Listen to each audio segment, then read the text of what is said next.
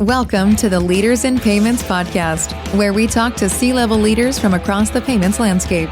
We'll be discussing the products and services that impact the payment space today, as well as trends and predictions for the future of payments. We will also hear stories from our guests about their journeys to the top. At Payabli, we often talk about, we see a future where businesses are going to live within vertical SaaS. All businesses are going to operate their organizations on some sort of vertical SaaS, and all payments are going to be embedded within those vertical SaaS. So we think the hockey puck is going in that direction.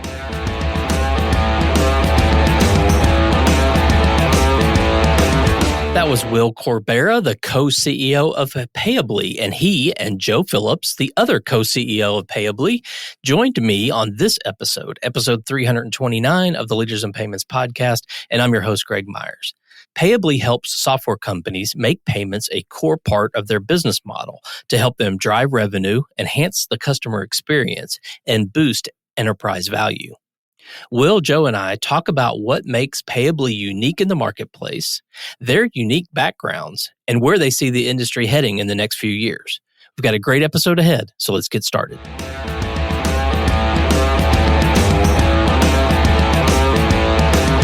Hi, Joe and Will. Thank you for being here, and welcome to the Leaders in Payments podcast. Thanks, Greg. It's a pleasure. We've been looking forward to today.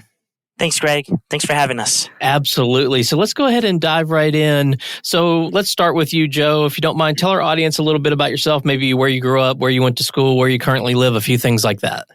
Yeah, absolutely. So I'm a Cali boy, born and bred. I was born in Southern California in a little beach town. Well, grew up in a beach town called San Clemente, close to San Diego. Had a kind of quintessential SoCal childhood. Was big into board sports like skateboarding and bodyboarding. Played a lot of basketball as a kid. That was probably my first love. I was exposed to entrepreneurship from a very young age. My grandfather was a Cuban immigrant, came here in the 60s, and entrepreneurship was his path to building a life in the United States. So I grew up in our family jewelry business and kind of got the entrepreneurial bug from an early age. I was always that kid that had some type of side hustle, right? I was selling candy or baseball cards, and that kind of stuck with me through high school and college. Went to a school in Boston, outside of Boston, Clark University in Worcester, Massachusetts. It was probably the most different experience you could have from coming from kind of sunny beach town in Southern California, but had an amazing college experience and continued to pursue a lot of my entrepreneurial spirit there. And then after that, kind of lived in 6 major cities across the U.S., given the company I worked for, and then moved back to SoCal in 2012, and I live in Los Angeles with my wife and my 2-year-old today. Awesome. Well, thanks for sharing that. Will, same question for you, a little bit about yourself, if you don't mind. Sure, Greg. First off, thanks again for having us on the podcast. I was born in Miami. My father is from a small town in Catalunya, Spain, called San Hilari. So after being born, I was taken to Barcelona, lived there for the first 5 years of my life, then came back to Miami. To follow my father's adventures, we also moved to Costa Rica for 5 years and then came back to Miami and Miami ever since. My mom's from Nicaragua, a small town there as well. But I ultimately graduated from University of Miami. I'm a diehard Miami Hurricanes fan. But my father and my brothers were very big in inspiring me to be an entrepreneur. I've been an entrepreneur all my life, and very fortunate to be exposed to the payments industry from an early age. Okay, great. Well, let's talk about the company. Will, let's stick with you. So if you don't mind, tell us what Payabli does. So Payabli is part of this very exciting new category that's being created in the payments landscape called Payments Infrastructure as a Service. What makes Payabli very special is we've built a single unified API that helps software companies become payment companies, really built around the 3P, what we call the 3Ps, pay in, pay out, pay ops. What we've done is we help software companies embed and monetize payments on payment acceptance, payment issuance to suppliers and vendors, pay out, and the payment operational wherewithal and tooling to help them scale and manage their payments business, right? So that's really at the core of what Payabli is doing and innovating in the payments landscape.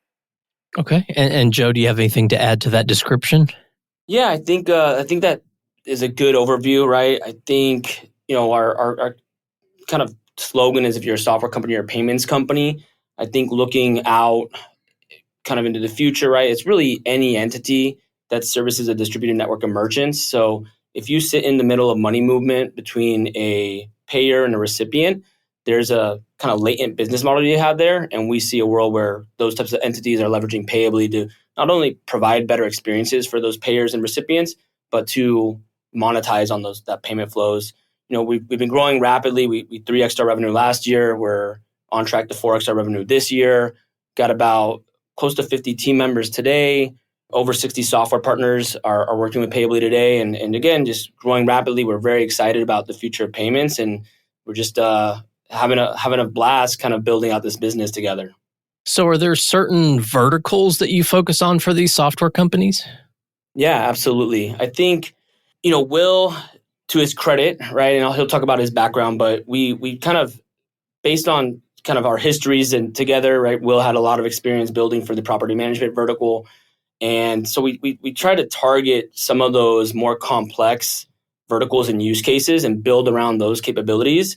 And we felt that if we were able to tackle those, then other verticals would be much easier to service. And that's played out. So we really like what we call need to pay verticals, any verticals that have an ongoing relationship between kind of the payer and the recipient or the merchant. There's a lot of attractive qualities about them. Part of it is building vertical specific capabilities for them that makes our product more valuable and more defensible in the market. But, we have a lot of home services and commercial services contractors as well. Those ISVs, we have, a good amount of kind of companies like fitness studio softwares. We even have a horse stable management software, right? So it spans the gamut, but from a go-to-market standpoint, we do try and focus on those need to pay verticals quite a bit. Okay, that makes sense. And is it mainly in the U.S. or are you outside the U.S. as well? Today, U.S. and Canada, definitely plans in 2025 to start going into some other markets, definitely on the roadmap and starting to have those plans as we speak, actually. Okay, great. So Joe, let's stick with you for a minute. What would you say differentiates Payabli from its competitors out there? Yeah, absolutely. I think Will alluded to it a bit in what we do, right? We oftentimes get lumped into this managed payables or payfac as a service. Actually, this managed payfac or payfac as a service kind of category, right? And that's part of what we do. But we really feel that the unification of the three Ps, pay in, pay out, pay ops, that is really the $100 billion market opportunity. And early on, we just had the good fortune based off of Will's background and my background that we identified that for every pay-in use case that a merchant had for accepting money from their customers, they had all these payouts use cases for paying vendors, paying subcontractors. Their employees needed to pick up equipment and supplies, or they didn't get paid. And those kind of use cases were oftentimes very underserved. And there wasn't kind of a unified API that was offering both of those services in a modern, embeddable fashion. So I think that is a big differentiator for us. And we have some very robust and cool and innovative products around what we call kind of embedded payables, not just funding a merchant account or doing split funding, but truly, paying out a vendor and monetizing on that payout. And then the last piece is the payoffs piece, right? I think given your background at other companies, Greg, I think you can appreciate this, right? The operational tooling, the boarding, the underwriting, the risk management, the billing, all those capabilities that are oftentimes kind of under the hood. And there's a clear delineation between what the payments company does and the software companies does. We've been unbundling and offering those tools in a modular fashion so that as our software companies scale and they want to have more control over the customer experience, more control over the business, they can kind of insert themselves in those responsibilities and kind of take control of the payment operations via our stack. So to correct me if I'm wrong, typical company, the merchant is a user of the software, and in a lot of traditional use cases, they get the merchant account through the software vendor. I mean, that's kind of the whole payfac kind of model or payments as a service or whatever you want to call it. But they always had to go somewhere else to do their payable side of the business. And so you guys have solved that problem as well, which in turn makes you unique in the market. Did I summarize that pretty well? Absolutely. I think, on one boarding application, right? Will, as our kind of, product visionary here, is designed an awesome boarding experience where on one kind of boarding application, you can get enrolled into numerous services from payment acceptance to payables and in the future, other types of fintech programs like like lending, for example, or embedded banking. So that's absolutely right. Okay, great. I want both of you to answer this next question, but we'll start with you. Where do you think the payments industry is headed, say, in the next maybe 3 to 5 years? I've been in this space for close to 25 years, Greg. And when I originally started, it was feet on the street, if you will, right? ISO selling and what we call here at Payabli kind of selling naked payment processing, right? Where you have the terminals that are disintegrated from the merchant's actual tools or systems that are running the business. And so at Payabli, we see a future where businesses are going to live within vertical SaaS. All businesses are going to operate their organizations on some sort of vertical SaaS, and all payments are going to be embedded within those vertical SaaS. So we think the hockey puck is going in that direction, and we're making sure that we're building for those software platforms and tech-enabled industries and customers that want to leverage our tooling to be able to embed and monetize payments. We think that over those 3 to 5 years, there's still that big tectonic shift of disintegrated payments going into integrated ecosystems. So big shift will happen there, in our opinion. Yeah, just follow on question for you, Will. So when you're talking about those other kind of services, so you're thinking lending, payroll, anything a business does to run the business will ultimately be done through that software company. Yes, and different pay modalities, omni-channel needs, all different fintech capabilities from a payment standpoint, right? We want to be in the middle of all that money movement so that the software companies can essentially be their own payments company, as our slogan is, right? We think that there's a big demand for that. We see it every day, and it's complicated as you know to put that all together. And so for our software companies that want to take advantage of all of those capabilities, leveraging our API offsets a lot of the work off their hands, right? Versus hiring a team for them to build that in-house, right? So, Okay. Joe, what about you? What's your vision of the future of payments? Definitely concur with everything Will said. I'd be remiss to not mention AI. I know it's a real hot topic and kind of buzzwordy. We're already starting to do some really innovative stuff with AI in terms of partner integration support and kind of enhancing our engineering team with AI tools. But I think looking out to the future, we see a slew of applications from underwriting and transaction risk monitoring to business intelligence kind of applications where you're giving partners much more insights on their payments economics and kind of fluctuations and how they're monetizing payments. I think one use case I'm extremely intrigued by is on the payable side, right? And on embedded payables, we have a program called Managed Payables. And the key to that is vendor enablement, right? You have basically human capital contacting vendors and trying to pay those kind of bills on behalf of the merchant and kind of index or over-index on modalities that can be monetized. And it's very effective and it allows you to drive higher adoption of those monetizable modalities, but it's very capital intensive. It's a lot of human interaction. There's a lot of margin for error. And I do see a world where sophisticated AI can really optimize kind of vendor enablement and make it a much better experience both for the merchant, for the provider like us, as well as the end vendor and drive better kind of monetization on those payables. So that's an application that we're very keen on and hoping that we'll innovate within that space over the coming years. Yeah, I'm glad you brought up AI because that certainly was going to be one of my follow-on questions because we rarely have a payments conversation without, it coming up in some way, shape, or form. So I'm glad you brought that up. One kind of follow-on, Joe, from there is, do you see some of these different payment kind of methods from any of the P2P things like Pay by Bank, Zelle, Venmo? I mean, are you seeing those use cases a lot in this space, or do you think you'll start seeing more of those? Definitely we'll start seeing more of those. We get a lot of interest, right? I think, again, depending on the use case, right? But on vendor payments, right? Like definitely want to be offering RTP. We're talking with some providers for push to card that we're planning to roll out as well. So, I think to Will's kind of points earlier, right, we want to be that internally we kind of refer to ourselves as the AWS of payments, right? So whatever modalities consumers want and merchants want, we want to have solutions for. So, we don't feel threatened by some of these other modalities like, RTP or pay by bank or any of, anything else that's kind of a hot topic today. We ultimately want to incorporate that in our offering. And depending on the partner needs and the use case, then give them those solutions. Okay. That makes a lot of sense.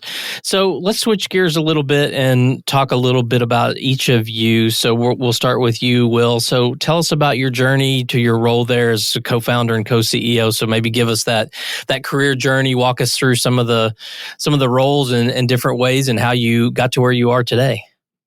Sure. First and foremost, I've been very blessed to be exposed to the entrepreneur spirit very early on in my life. I owe all the credit to my father and my mom.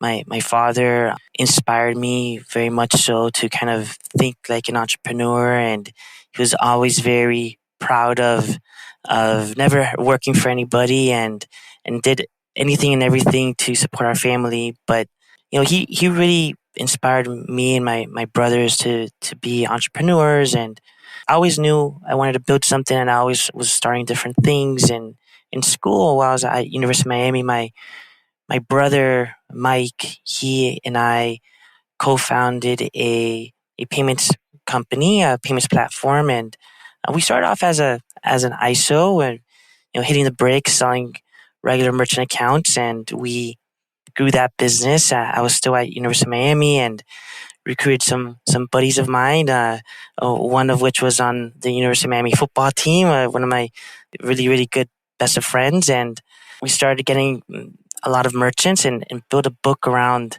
Salesforce. But we quickly realized that it was an all margin business. And so my brother and I pivoted and started to think about how can we build software and technology around payments. And we had identified, Visa had posted, I think at the time, many years ago, kind of some emerging markets that they thought that still need to have further penetration of digital payments. And so we dove into building payments technology around the property vertical. And through that experience, we were exposed to some incredible opportunities in South Florida to build payments technology around the property space, particularly homeowner association world, and grew that business, scaled that business over the years. We bootstrapped the business for about 15, 16 years. And through that journey, we were one of the very first PayFacs in the industry, helped incubate a lot of the early PayFac capabilities that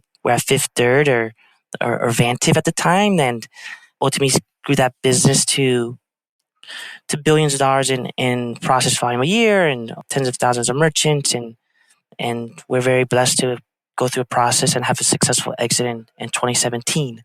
And from there, Joe and I had always aspired to combine our skill sets. And after my commitments to my business and all the good things that we had built there, Joe and I aspired to always work together. And there was an opportunity to build what today is Payabli. We had some light bulb moments and inspired us to what Payabli is today. And so here at Payabli, what I focus on primarily is on the product strategy, on leading the payments platform and the ecosystem that we're supporting our software partners with in these need to pay verticals. So ultimately, just very, very blessed to have been exposed early on in my life to kind of that entrepreneurial mindset through my father, my mother, who's also been forced to be very entrepreneurial thinking, and my brothers that followed suit.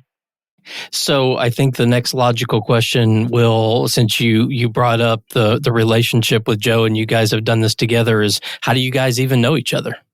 Joe tells a story much better than I do. So. Okay, well let's let Joe tell it. Joe, over to you. Tell us that, and then we'll go through your background. Yeah, absolutely. I'll kind of interweave it. Honestly, I think it's funny. We were on another podcast recently, and I mentioned there. I think Will and I were born to start Payabli together, or at least some business together.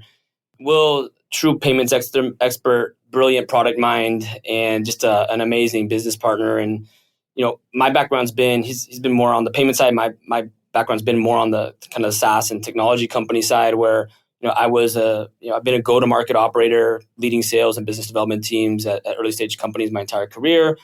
I was an early team member at a company called Seamless.com, which was one of the first online food ordering platforms that ultimately merged with Grubhub.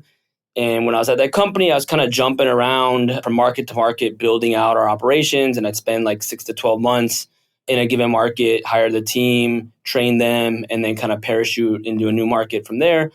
When I was building out the market in Miami, I met Will. We instantly hit it off, and kind of like our paths kind of parallel path. I came back to business school, came back to LA for business school in 2012. Will also, his brother was with him at Revo and was based in LA. So Will moved out to LA. Kind of long story short, the Payabli journey began. We had been already dear friends, and I became the sales leader at a company called ServiceTitan. I was the first head of sales at ServiceTitan. They'd become the de facto leader in business management software for home services contractors. And when I was there, we were trying to figure out our payment strategy. We had raised a lot of capital. We were looking to accelerate growth outside of me just hiring more and more headcount on the sales team. And we just kind of stumbled upon payments. We had kind of a legacy processor that was just, the payment economics were not very favorable to us, even though we were processing a lot of volume. Third-party processor is a very kind of disconnected process. They were creating a lot of poor customer experiences, and we're like, we got to figure out payments. Long story short, I connected Will with our head of growth at the company. Together, they kind of architected what's today's ServiceTitan Payments, and it became an incredible transformation for the business, unlocked a ton of revenue, and kind of catalyzed this broader embedded fintech strategy where it wasn't just payment acceptance, but it was payables and lending and payroll and all these other fintech programs that we were ultimately launched at ST. And that really inspired us to build out Payabli. We saw that Will helped execute a really strong playbook there, but ultimately we had to kind of cobble together this mosaic of all these different payment providers to execute on it. And it inspired us to say, hey, this next generation, there's literally this phenomenon where trillions of dollars of commerce is migrating off of legacy tech and distribution onto vertical SaaS platforms. And the next generation of ServiceTitans or MindBodies or Toasts, right? They're going to want a better, more modern infrastructure built around the 3Ps. So that really inspired us. And it was one of those things where Will had been an entrepreneur. I'd always helped other entrepreneurs kind of build and scale their businesses, but wanted to have a crack at it myself. And I think, we just have very complementary skill sets, and we always kind of aspired to work together. So we just seized the opportunity and jumped in. And fortunately, it's been a great ride thus far, and we're really excited about what we're building and what the future has in store for us and our team. Yeah, if I may add, I think what was also very helpful is kind of in my journey, my previous journey and venture, we're very blessed to be exposed to a vertical where there was a lot of money acceptance, but also money issuance, and being able to see a firsthand glance at the complexities behind all that money movement, the various omni-channel needs, the different payment modalities on money in and money out. It really added to kind of that light bulb moment that there must be a better way to be able to support these verticals and these platforms that are neat to unifying all of that. So combining that with what Joe just said was very inspirational to what we wanted to bring to the world, and got approvals from our wives, and they've been huge advocates of ours, and we've been off to the races. Yeah. So William, you can agree with this statement. Once you get in payments, you can't really ever get out. So Joe, you're stuck. Yeah, absolutely. He's stuck. I think he's stuck. A lot of people never think they're going to get in, but it's definitely an awesome industry, and glad to be part of the tribe now. Yeah. It's one of those industries that you don't necessarily decide to, hey, I'm going to jump into payments because it's a fascinating industry. But once you always kind of by chance just fall into it, right? But once you discover it, it's so special. We talk a lot about Greg internally, how, especially when we bring on new team members, about we're living a very special time in humankind, right? Where in the 50, 60 years from now, they're going to be talking literally about these times where commerce and value was exchanged and it migrated from, say, currency or paper and fiat and kind of all to digital, right? And that entire industry is migrating on how value is exchanged, and we're a part of that, right? And so it's a very exciting time to be in payments. And I often joke of how my baby daughter will one day ask me, "Hey, Dad, why you guys used to have paper in your wallet? You had plastic cards in your wallet? Like, that's so weird." So it's cool to be part of that and being able to help other entrepreneurs exchange value and transact, right? So being that invisible technology is very inspiring. Yeah. I mean, it's the innovation in this industry, the amount of money invested, the amount of companies. And, I never used to step back and look at it from such a broad view, but it's really about money movement. So it's any kind of money movement, right? I used to think of, payments as credit card processing, right? And merchant accounts. And, 5 years of doing this podcast has just opened my eyes to the amount, when you add fintech into it, which when I started there, fintech, the word didn't even exist. So you have fintech companies and payments companies, and they're all money movement companies. And it's a fascinating industry. And all this is a great kind of segue into the final question, which, Joe, I'm going to start with you. And, maybe use an example of someone's joining your team and maybe they're coming right out of college and they look at payments or fintech and they're like, hey, this is a great company to work for. I want to learn more about this industry. I want to be successful in payments. What kind of advice would you give them to be successful? Great question. I'll frankly use myself, right? Because I'm a newer entrant into the industry, right? I came from a non-traditional payments background. Obviously, I had cursory understanding of payments, but not really, and not deep knowledge. And I've learned a lot, since 2019 when we started the business and kind of leading up to it. Payments is interesting. I think for a lot of outsiders, there can be a negative stigma with payments, primarily because it's kind of opaque, it's complex, it's a little esoteric, right? And I think, especially folks that, they see payments as like traditional merchant services, right? I think a lot of times they maybe feel misled or may have a misunderstanding of payments because it's complex. And I think a lot of the folks on the front line selling it, I don't think it's a malicious intent. I don't think there's a bunch of snake oil salesmen. I think because it's complex, it's hard for them to explain exactly what's happening with payments. So my kind of what served me very well, and I think I'll pass this on to anybody entering, is really try and understand the payments value chain, really trying to understand payments economics well. And honestly, for me, the best way to do that was selling a merchant account, right? Literally, even if you're not kind of in the sales world, if you're in finance, if you're in operations, like try and go sell a merchant account and interact with the merchant and try and articulate what it is, how you're providing value to that merchant. I think if you're able to do that, you get a better appreciation for the end merchants, right? We sell through ISVs, but we're still interacting with end merchants all day long, and we're ultimately providing solutions and capabilities for those businesses. So, my recommendation is really try and understand the industry really well, understand kind of how the cookie crumbles across the different stakeholders in the value chain. And if you can, go sell a merchant account. We always joke that at some point we're going to do a certification process for team members where if you're an engineer, you got to go sell kind of a pizza shop or a car dealership or something, right? At least get out there and try. So that would be my recommendation for folks getting started. Yeah, that's great. Will, any thoughts, any advice you'd give? Yeah, absolutely. I think having a good mentor in the space that can teach you really the inner workings of all the different parties involved in the transaction, right? The acquirers to the issuers to the different banking relationships that are needed to really be able to understand how the industry works, I think is a really good foundation. I also think that it's very valuable if you want to be in the payment space to learn a vertical, right? Pick a vertical that you're interested in because the payments landscape is so vast that you can kind of get lost in all the different opportunities and not necessarily build anything special for anyone, right? So if you really learn a vertical, I think that's a really good start and start thinking about how you can bring value to that vertical in the payments landscape. That would be my second piece of advice, right? So pick somebody that knows the space and learn the inner workings of the industry and pick a vertical that excites you and you think you could bring some good value to that vertical.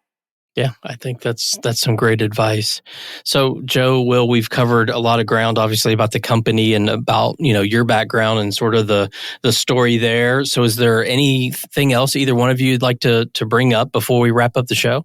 First off, thanks again for giving us the opportunity to have a nice conversation. I always like to take the opportunity on these conversations for any listeners out there, if they're thinking about building a business or starting something, to just go out there and jump in, right? I think the world needs more entrepreneurs, and I think the fintech industry is an incredible area for disruption, and I hope more and more people venture out to do special things and take that risk to bring a lot of value to the world.